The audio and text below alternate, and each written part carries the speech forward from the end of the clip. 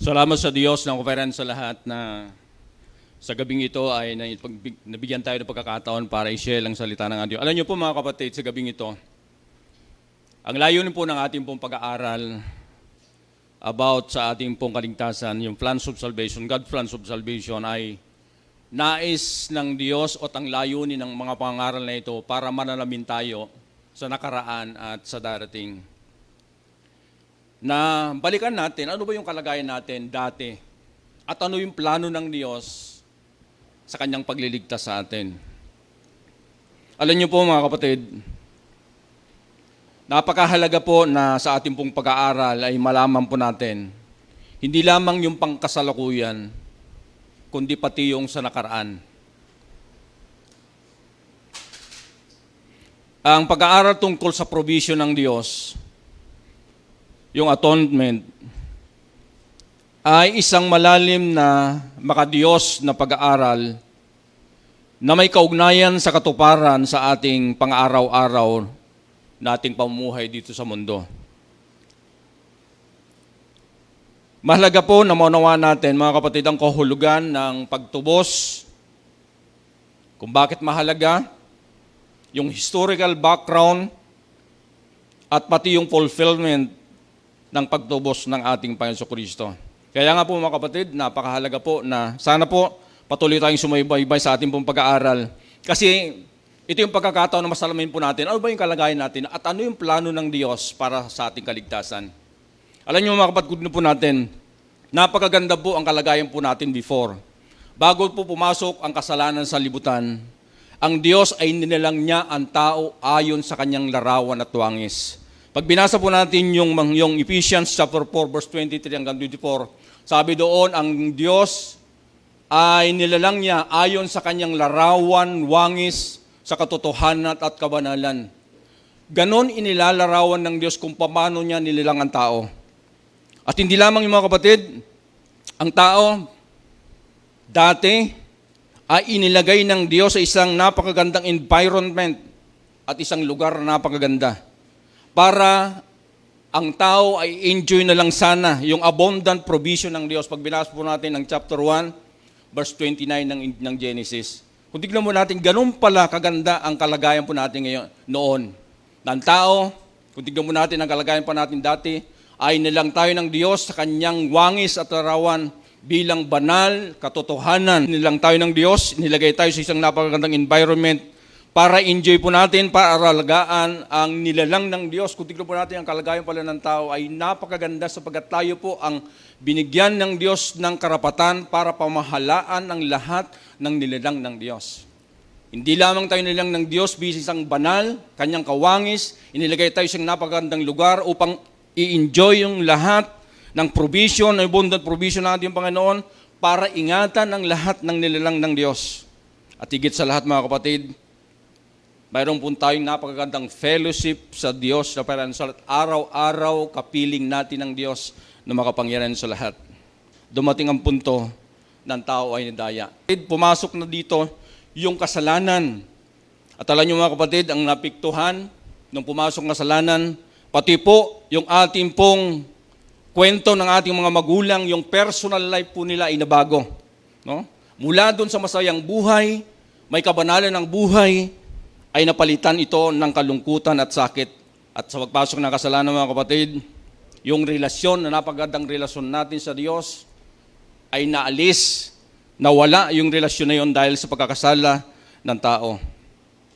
No? At pati yung environment, yung napakagandang environment, yung abundant provision ng Diyos para sa lahat ng ito, nung pumasok ng kasalanan, lahat ng ito ay nawala. Yung relasyon natin sa Diyos, no? Pati yung ating pong kasaysayan, nabago lahat nung pumasok ang kasalanan. Lahat yun ay nabago, pati sa morality, pati sa relihiyon, nabago ang lahat ng ito nang dahil sa pagpasok ng kasalanan. So nakita po natin mga kapatid, yung dating kalagayan ng tao, no? Ng tao nilalang ng Diyos na banal, katotohanan, at mabuti. Ang Diyos nilalang niya ang tao at inilagay sa napakagandang lugar upang i-enjoy yung abundant provision ng ating Panginoon.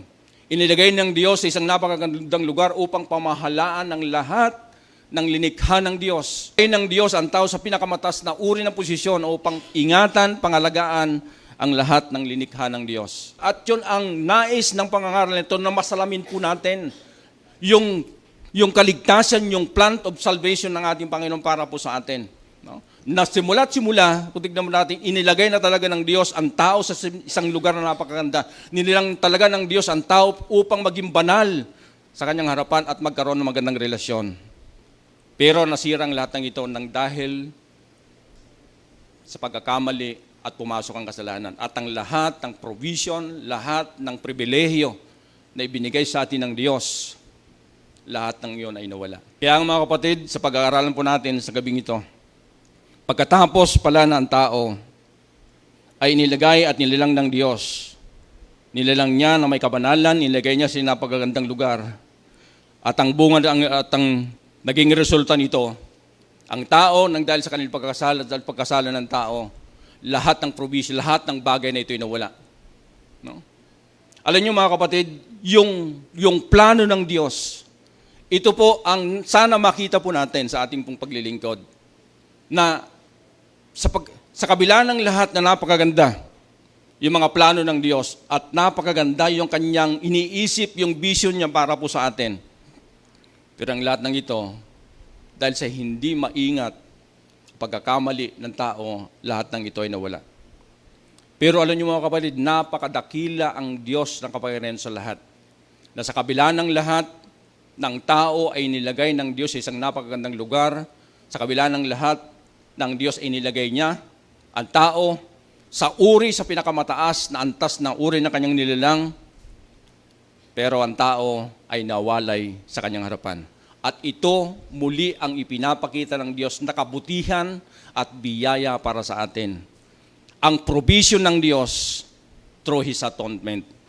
Na napakahalag maintindihan po natin mga kapatid, na wala tayong magagawa para yung kasalanan na nagawa ng dahil sa pagkakasala at yung biyaya na nawala. Walang ibang makagagawa upang makabalik tayo muli sa kalagayan na pinagpala ng Diyos, kundi sa humagitan ng provision ng Diyos, sa humagitan ng atonement. Po ba? At yung mga kapatid, ang ating pag-aaralan sa gabing ito. Alam niyo po mga kapatid, sa lumang tipan ng ibig sabihin ng atonement ay tinatakpan lang yung kasalanan. Kaya ang ginagawa po ng mga tao sa lumang tipan, nag-aalay po sila ng dugo, kung kakatay po sila ng malinis na hayop upang ihandog, upang sa ganun yung kasalanan na gawa ng tao ay matakpan. Kaya nga po sa pagkataong yon, ang kasalanan sa umagitan ng dugo ng hayop, ang kasalanan ito'y natatakpan.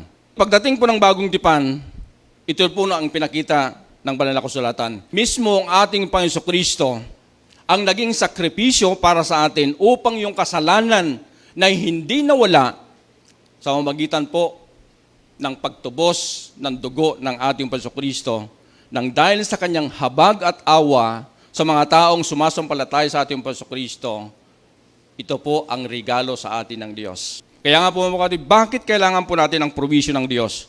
No? Bakit why we need the provision of God, the atonement? Alam niyo po mga kapatid, una, because we have offended our Holy Creator, whose nature is to hate sin. Kung bakit kailangan po natin ang provision ng Diyos, yung atonement, sapagkat tayo po ay nagkasala sa Diyos ng kanyang nature, ay galit talaga sa kasalanan. Sabi po ng Kawikaan, chapter 15, verse 9, sa gawaing masama, si Yahweh ay namuhi, ngunit kanyang minamahal ang sakatwirang lumalagi. Alam niyo po mga kapatid, kung kailangan po natin talagang provision ng Diyos at walang ibang makagagawa ng provision ito ng atonement, walang iba kung ang Diyos na makapangyarihan sa lahat. At walang ibang makagagawa para mapawi ang galit ng Diyos sa kasalanan, kundi sa umagitan ng kanyang paraan na tayo tubusin sa kasalanan sa umagitan ng dugo ng ating Panginoon Kristo. Sapagkat ang Diyos, sabi nga ng kasulatan, sa Leviticus chapter 11 verse 4, the nature of God is holy. Ang Diyos talagang, katulad ng pinag-aralan natin kanina, ang Diyos ay talagang banal at doon tayo nilalang. Yung dahil sa pagkakasala, nabahiran yung kabanalan na yon, at ang Diyos pa rin ang gumawa ng paraan upang sa ganon Ang Diyos ay galit sa kasalanan sapagkat ang Diyos ay banal, kaya gumawa siya ng paraan na tayo walang magawa para makabalik sa dating kalagayan. Ang Diyos pa rin ang gumawa ng paraan upang sa ganun makabalik tayo sa dati nating kalagayan. Alam niyo mga kapatid, kung malaman lang po natin talaga yung dati po nating kalagayan at yung naging kalagayan po natin at kung paano ngayon sa ating kalagayan, wala tayong talagang pwedeng ipagmalaki sa Diyos. Sapagkat napakaganda ang plano sa atin ng Diyos. Gusto niya na tayo maging katulad niya na banal at mailagay sa isang napakagandang lugar. Ngunit dahil sa kasalanan ng lahat ng ito na plano ng Diyos sa atin, lahat ng ito ay nawala. Pero mapalad tayo sapagkat ang kabutihan ng Diyos, ang habag ng Diyos, ay gumawa ulit siya ng paraan upang tayo po'y makabalik sa biyayang dapat para sa atin sa magitan ng atonement. At ilaman yung mga kapatid kung bakit kailangan po natin ang atonement, sapagkat ang Diyos, ang kanyang nature ay banal, at hindi lamang po yung mga kapatid, ang Diyos, ang kanyang nature po ay righteous, He punishes the sinner. Ang Diyos ay talagang matuwid at kailangan niyang parusahan ng kasalanan. Hindi lamang sa galit sa kasalanan, ay pinarurusahan niya yung mga taong nagkasala. Sapagkat ang Diyos ay matuwid siya. Kaya ang Diyos gumawa siya at walang ibang makakagawa. Upang sa ganun yung galit ng Diyos ay mapawi, walang ibang makakagawa. Kaya ang sabi ng Pedro, kaya alam ng Panginoon kung paano iligtas mula sa pagsubok ang makatapat sa Kanya at kung paano parurusahan ang masama hanggang sa araw na sila'y hatulan. Kailangan talagang gawin ng Diyos. Kasi nga, sabi nga ng Hebro, walang kapatawaran ng kasalanan malibang may pagbubunong dugo. Ang Diyos, galit siya sa kasalanan at kailangan parusahan sapagkat ang Diyos ay righteous siya. Pero siya pa rin ang gumawa ng paraan upang sa ganoon, yung kasalanan na yon ay mawala sa kanyang harapan. Nang dahil sa provision ng Diyos through atonement. Amen po ba? Hallelujah.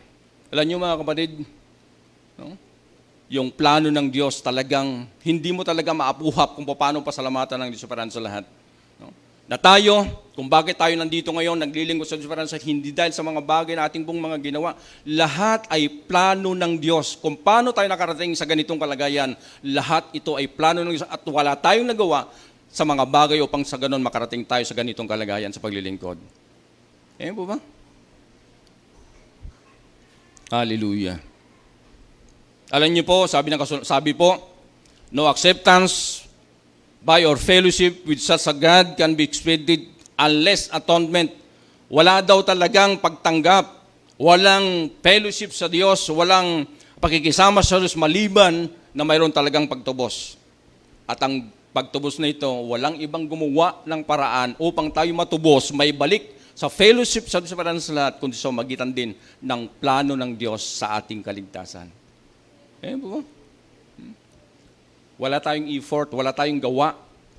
Lahat ng ito ay plano ng Diyos. Kung bakit tayo nakarating sa ganitong kalagayan, yon ay lahat ay plano ng Diyos. Na yun po yung dapat may remind sa atin, maalala po natin, na kung bakit tayo nakaupo, bakit tayo nakarating sa ganitong kalagayan, ay wala tayong ginawa. At wala tayong dapat o kayang ipagmalaki sa Diyos kung bakit tayo nakarating sa ganitong kalagayan. Kaya nga mga kapatid, alam nyo, yung tanong na, bakit mo ako ginaganito, parang wala tayong karapatan magtanong sa Diyos. Tama ba? No? Minsan nahihirapan tayo na parang tinatanong natin, Lord, bakit ganito? Bakit ako nagdadanas ng ganito? Tuntutusin mga kapatid, kung alam lang natin yung God's plan of salvation, kailanman, hindi tayo magkaroon ng pagkakataon ng privilege, ang tawag dito. Wala tayong karapatang magtanong sa Diyos na sasabihin natin sa Panginoon, bakit ako nagkakaganito? Tama ba?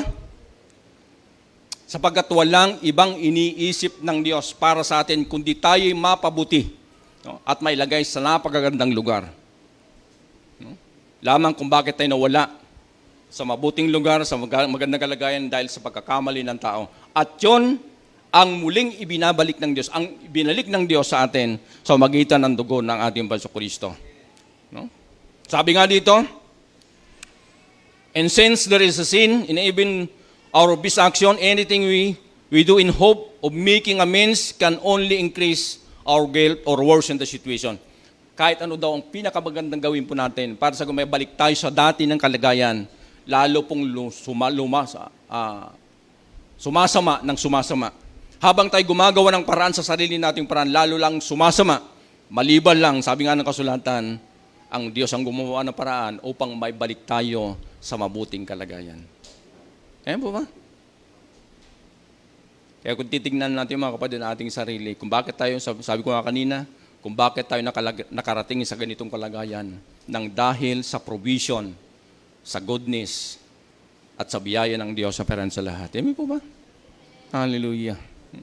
Kaya nga, talagang, kung mapalalim lang natin, upang hawakan lang natin ng matibay ang salita ng Diyos, ang plano ng Diyos, talagang, hindi tayo talaga dapat bumitaw.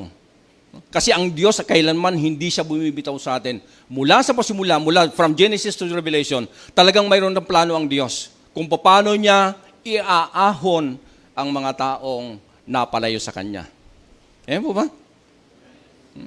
Sapagkat sabi nga dito, no, sa magitan, sinasabi ng kasulatan, sa magitan ng pag-ibig ng Diyos, ng Kanyang biyaya, ng Kanyang kahabagan, ng Kanyang kabutihan, at pagiging makatwiran, siya ang gumawa ng atonement ng pagtubos upang tayo ay maalis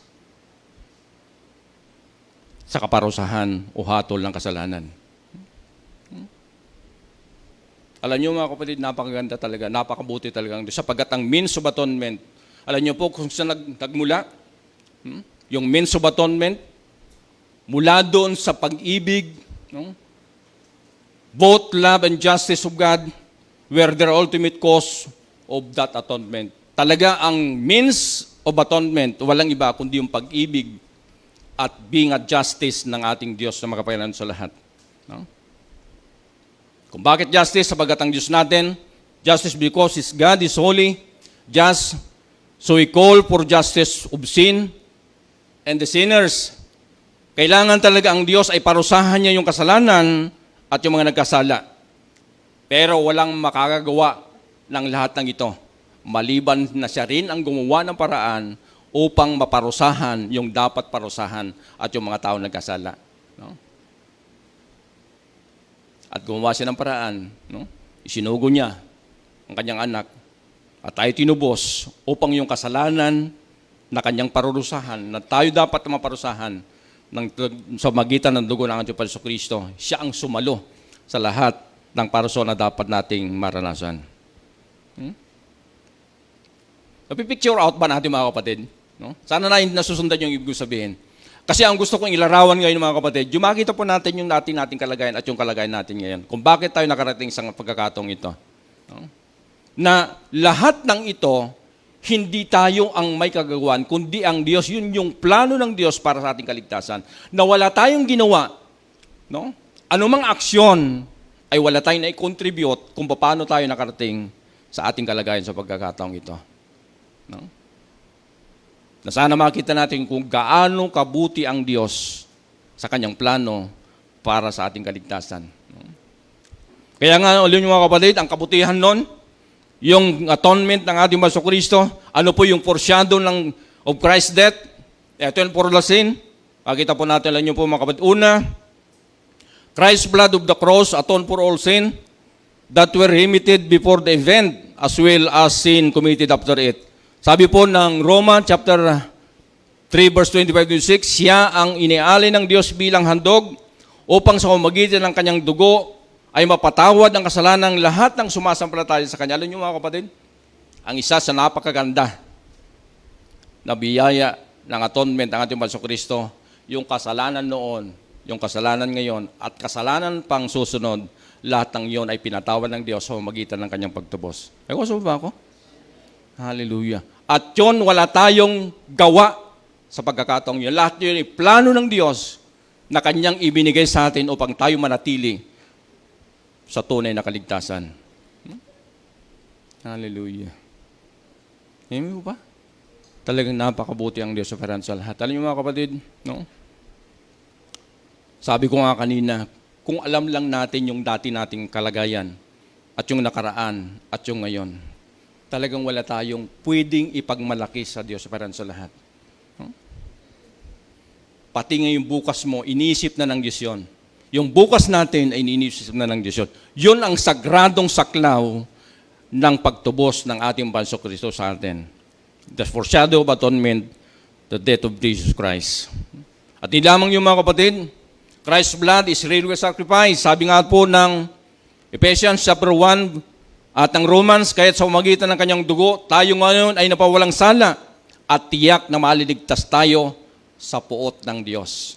Sa umagitan ng atonement ng dugo ng ating Panginoong Kristo, wala na pong ibang pwedeng pumalit. Yun na lamang po ang siyang nagligtas sa atin sa galit ng Diyos na mayroon sa lahat. Kasi kailangan talagang parusahan ng Diyos ang kasalanan at yung nagkasala. Kaya lang alam niya na hindi natin kaya.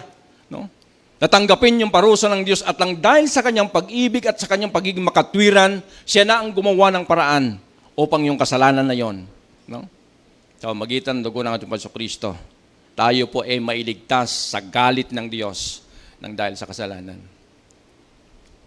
Amen? Hallelujah.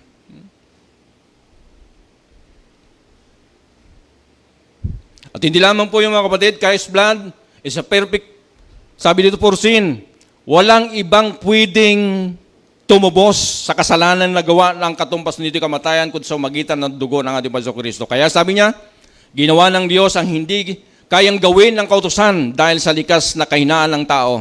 Isinugo niya ang kanyang sariling anak sa anyo ng taong makasalanan upang pawiin ang kasalanan, sa gayon hinatulan niya ang kasalanang umaalipin sa tao. Sabi ko nga kanina, yung kasalanan na patuloy na umaalipin na gagawa ng tao, lahat ng yun ay sakop ng dugo at pagtugos ng ating Panginoong Kristo. Kaya totoong sinabi ng kasulatan, ang diablo ay wala nang kapangyarihan. Wala nang kapangyarihan sa kasalanan, wala nang kapangyarihan sa tao sapagkat si Kristo, ang dugo ng ating Panginoong Kristo, siyang sumakop sa lahat ng kasalanan ng tao. At pati yung kasalanan natin, hindi na yun ang umaalipin dapat po sa atin sapagkat yun ay binayaran na ng ating Panginoong Kristo. Kuha natin mga kapatid. Alam niyo po, habang tayo po ay nagkakasala, habang tayo po ay lumalayo sa kamay ng Diyos, muli tayo nagpapaalipin sa kasalanan. Samantalang tinubos na tayo ni Kristo at pinalaya na tayo ng ating Panginoong Kristo sa ilalim ng kasalanan na yan. Yun ang handog ng Diyos. Yun ay kabutihan ng Diyos. Yun ay pag-ibig ng Diyos sa atin na wala tayong nagawa, wala tayong ginawa para dumating sa atin yung provision ng Diyos na yun. Ayan po ba? Sabihin na lang natin sa salitang kanto, wala kang utang na loob pag hindi mo kinilala ang kabutihan ng Diyos. May kusog ba ako? Hallelujah. See? Para bang ang hirap isipin sa kabila ng lahat, no, mga kapatid, no? Para ang hirap isipin na sa kabila ng lahat na kabutihan ng Diyos, parang magawa pa natin magtaksil sa Kanya. So, magit ng pagpalipin natin ng kasalanan. No?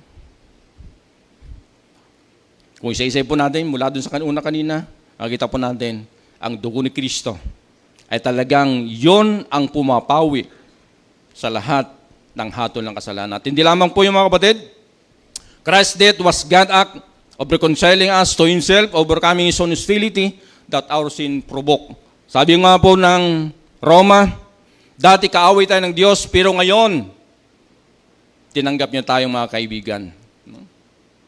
Hallelujah. Hindi lamang yung kasalanan noon, ngayon, at darating ang pinawi ng dugo ng ating Panginoong Kristo, yung galit ng Diyos, yung dati kaaway tayo ng Diyos, yung dahil sa dugo ni Kristo, kaibigan na tayo ng Diyos. Amen mo ba? Hallelujah. At yun ay provision ng Diyos. Yun po ay provision. Yun po ay foreshadow ng atonement ng ating Panginoong Kristo. Kaya sabi nga niya, at ngayon mayroon na tayong magandang relasyon sa Diyos. Tiyak na ililigtas na tayo sa kaparusahan sa pamamagitan ng buhay ni Kristo. Purihin ang Diyos para sa lahat. Dahil sa biyaya ng Diyos through atonement. Yung nawala na mabuting kalagayan, yung nawala na enjoyment na abundant provision ng ating Panginoong Kristo ay binalik ng Diyos sa pamamagitan ng biyaya ng kamatayan at dugo ng ating Panginoong Kristo. Ayun po ba? Hallelujah.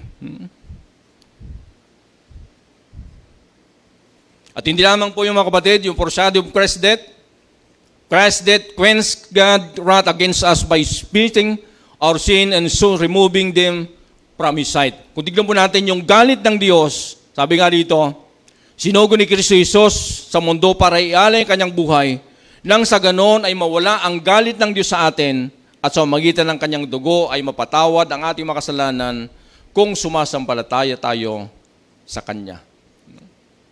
Yung nakahandang galit, yung puot ng Diyos, yung parusa ng Diyos, lahat ng yon ay inalis ng Diyos sa magitan ng biyaya at pagpalang Diyos sa magitan ng dugo ng ating Panginoong Kristo. Amen? Sana po nasalamin po natin po ating mga kalagayan, mga kapatid, kung gaano kadakila ang plano ng Diyos para sa ating kaligtasan. Pasimulit-simula, tagan plinano ng Diyos na mapabuti ang lahat ng kanyang nilalang, na maging katulad niya, na makaranas ng mga biyaya at pagpapala, no? Bilang kanyang minilang. Pero kahit na wala iyon, alam niyo mga kapatid, mayroon pong solusyon ng Diyos. No? Nung nawala iyon, mayroon pa rin solusyon ng Diyos. At ang solusyon ng Diyos ay tubusin ang kasalanan ng tao upang yung biyaya na nawala sa atin ay binabalik tayo ng Diyos sa lahat. At hanggang sa ngayon, patuloy na tinatamasa natin yung biyaya ng pagtubos ng ating Panginoong Kristo through atonement. Ba? Hallelujah. So, balikan po natin mga kapatid ating pinag-aralan, why we need the provision of God. Una po, because we have offended our holy creature, whose nature is to hate sin. No?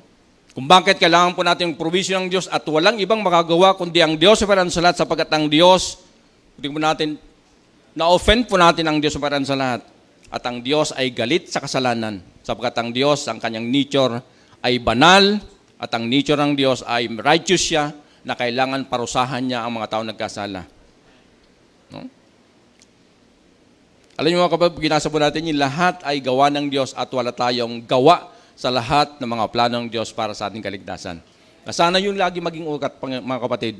Yun laging magre-reminds po sa atin kung bakit tayo, inuulit ko nga, kung bakit tayo nakarating sa kalagayang ito, ay wala tayong ginawa, kundi dahil sa kabutihan, pag-ibig ng Diyos, at kanyang pagiging justice as God. Lahat ng ito ay nakarating tayo sa ganitong kalagayan. Ayan po ba?